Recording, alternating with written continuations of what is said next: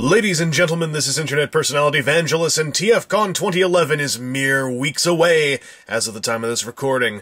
I'm looking forward to it, and I figured that a great way to prepare for the show would be to take a somewhat early look at the show exclusive, the Headrobots Stronghold. I say redeco because this is the hot head mold with a faceplate version, done up in some different colors. There's also a repro label sticker sheet. This all amounts to something, and to start to show you what that is, we're going to have to do a little bit of prep work. Before I start, though, I want to mention this is a pre-production piece, so the sticker sheet is not actually complete.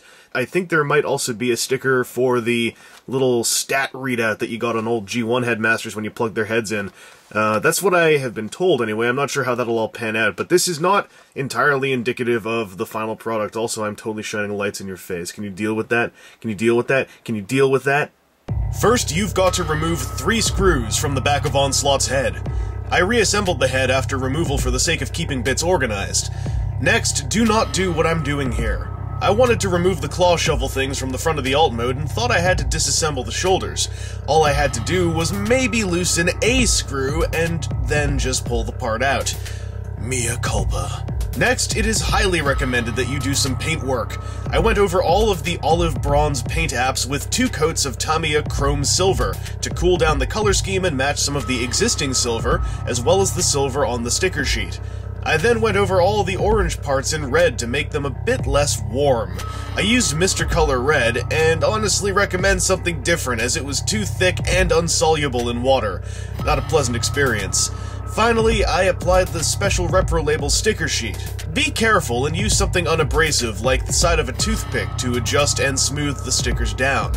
After all that, you've got a body that's ready to be strong-held.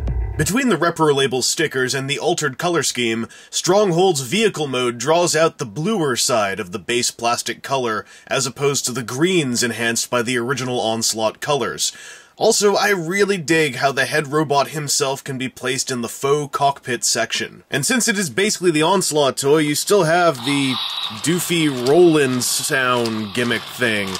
So, if that excites you, don't worry. Adding paint to this and adding third-party accessories does not affect the electronics in any way. In fact, you can still do that.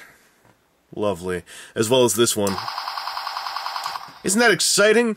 Anyway, I should show you what this looks like next to an actual Onslaught. So, let's bring in the Slot, who we haven't seen for some time on this channel. In fact, I don't even remember if we've ever seen him in HD, so there you go, there's a treat. Anyway, you can see how, despite having the same base kind of military blue-gray color for the plastic, the simple fact of having silvers and blues instead of olives and greens really changes the temperature of the whole piece. I think it's kind of cool, actually, how this almost visual trick works. In close-up, right next to some of the original Onslaught colors, you can see that they're actually color-matched really well to the original color of the plastic here.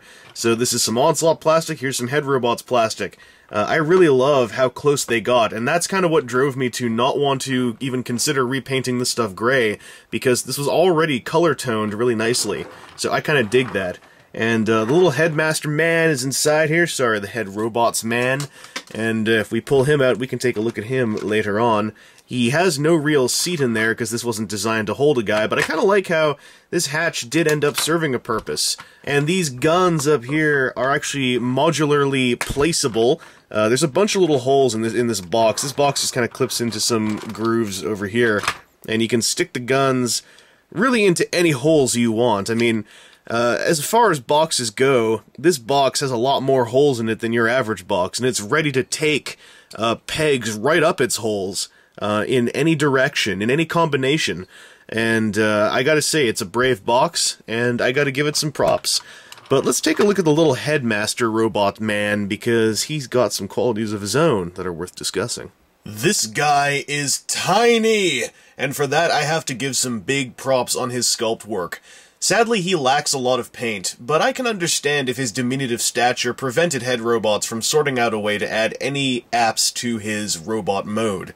Did I mention he's small? He's a little guy who does pack a punch, that's for sure. And check out that face. He's actually got a face sculpted in there. However, he is really small. With this common household ruler, you can see that he's about 1.5 inches tall at best. Okay, maybe a little bit taller than that. 1.75 inches tall. That's tiny. And for all that small stature, he's actually kind of posable. He's got really tight ball joints on his shoulders and hips, and his knees are posable for also his transformation. However, I found that, not just on this guy, but on all versions of this mold I've messed with, the knee joints are a little bit loose and a little bit wiggly, and the reason why mine aren't really flopping and dangling in the middle here is because I added some floor polish. And when I say flopping and dangling, it's not like this guy is in a horrific state of being like a rag doll. It's just that without the floor polish treatment, it can be a little bit difficult to get him to stand up because he has a huge backpack for his size. This is not, as I said, limited to this TFcon version. This is on all versions of this I've messed with. And in fact, the TFcon version was a little bit better off than the hothead that I have. So, it's just something to be aware of. And also, this is his least interesting mode. So, you know, at worst, maybe you can't get him to hang out on your shelf like this without a little bit of support on the back. Speaking of the back, he totally has an upside-down face on his back, and there's nothing you can do about it. This is one of my major critiques of this mold in all iterations, is that I think there should have been a hinge somewhere on here to cover up the face. Just to also translate over the rest of the gimmick that this is homaging, and also to not have a giant upside-down face on his back. That's kind of spooky. Anyway, this little guy does do something useful with that large vehicle, so let's go take a look, shall we? Hup!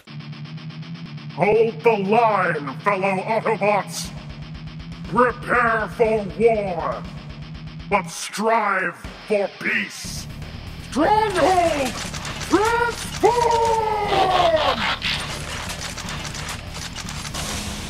Head on! Once again, the combination of ReproLabel's efforts and my own paintwork does a lot to give Stronghold a unique look. In particular, the silver and blue in the stickers on the shoulders and waist bring out the easily overlooked blue paint apps that already existed on Onslaught. The only downside is that the red C-114 stickers end up very asymmetrical on his shins, but this is an inheritance from the placing of the SWAT tampos that the labels were designed to cover up. I think what really won me over on this whole kit was actually these shoulder stickers.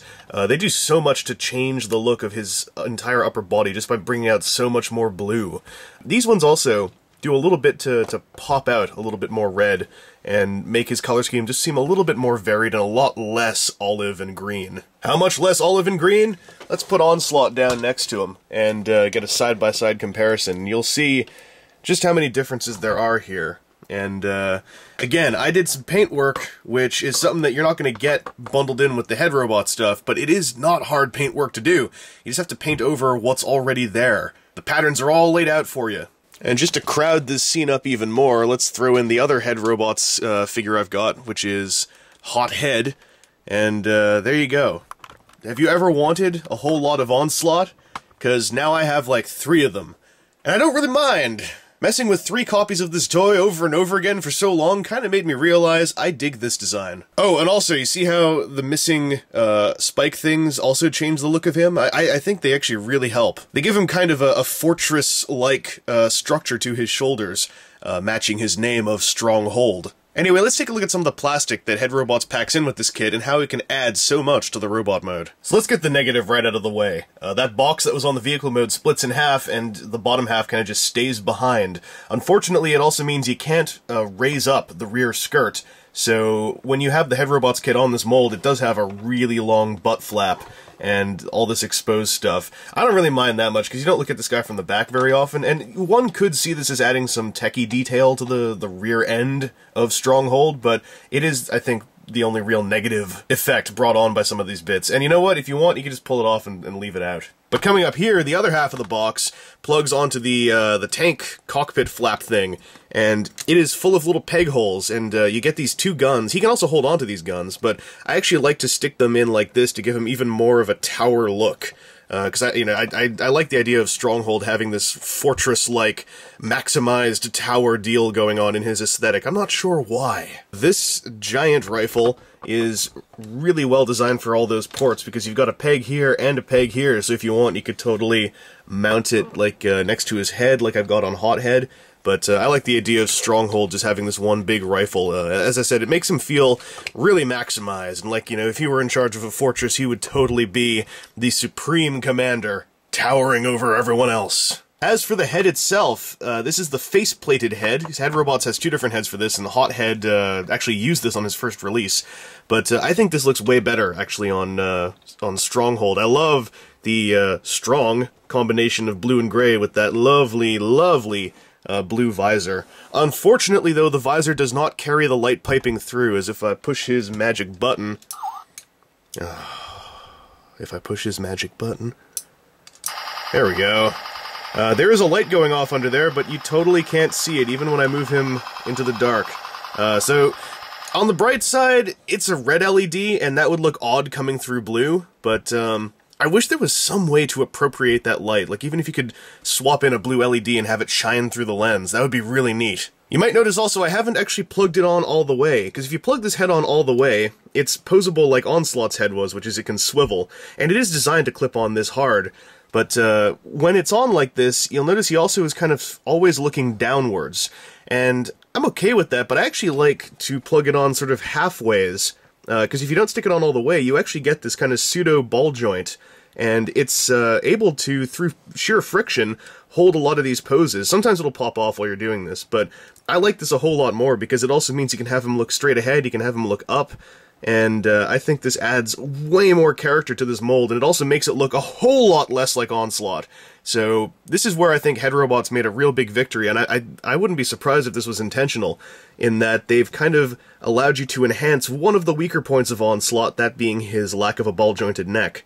So, I really like this head, and also the head, proportionally, fits in so well with this body, even though the original Onslaught head was so tiny. Oh, and there's also this other thing in his butt, this little silver thing. What on earth is this for?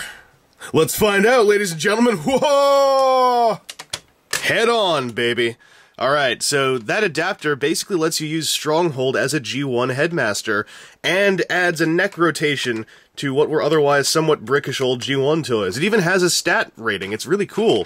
So, I kind of dig this. Although, I kind of get the feeling I am doing something wrong. I'm not really sure here. But, anyway, you totally can have Stronghold all ready to go and commandeer other headmasters. And, he's pretty much, close in size. He kind of matches up pretty well to one of these. So, that's a cool little feature. TFcon made a good choice in basing their 2011 exclusive on a very solid release from Headrobots, especially after the unfortunate issues with 2010's Nightbird figure. Stronghold is a great bounce back to higher quality. This does come with the caveat of Stronghold not being a standalone figure, nor even a simple vanilla upgrade. You are being provided with a starter kit for an actual customization job, as one at least needs to strip away all of the olive bronze paint on Onslaught to make the effect really work. This is by no means a clear negative point. Between the excellent product from Headrobots and the well-made sticker sheet from Repro Labels, a minimal amount of paint application can fully realize the Cerebrosi and Maximus-y imagery that appears to be intended in this exclusive release. I really like it for being both an effective add-on set and a lovely gateway starter kit to simple toy modification. Anyway, this has been Internet Personality Vangelus. Very soon I'll be heading off to Toronto for TFcon 2011, and I hope to see you there. I'll be taking Stronghold here with me so I can show him off in person at the show, and I think I might even do a little bit more paint work on him and maybe enter him in the custom contest. Aiming, of course, for top-tier results on my end. Like 16th place or something, like, not some kind of single-digit chump. 2 times 16 is 32, and 3 plus 2 is 5, and 5 times 5 is 25, and that's a really good number. Get ready for me, customizers! I'm coming for you! But until then, I'll see you in Canada.